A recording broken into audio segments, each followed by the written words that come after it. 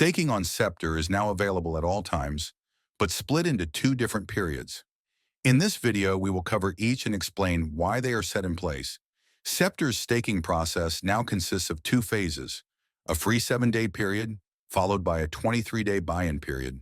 Staking is split like this to prevent bad actors from exploiting the nature of flare drops, the biggest contributors to the Sceptre pool, at the expense of our community. As you may know, flare drops are distributed once a month to all flare and wrapped flare holders.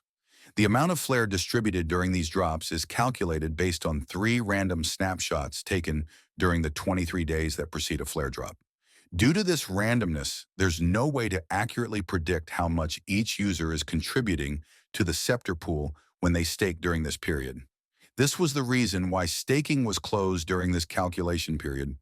While fair, this system wasn't practical.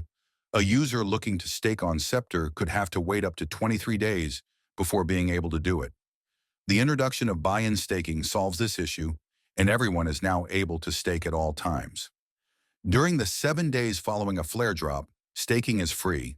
For the next 23 days, aka the calculation period, staking is subject to a fee.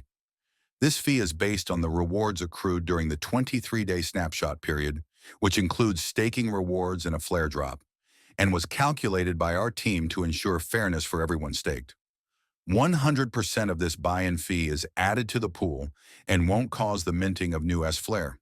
This means that, like rewards and flare drops, the fee will cause the price of S-Flare versus Flare to go up. This fee evens the field for everyone regardless of when they decide to stake.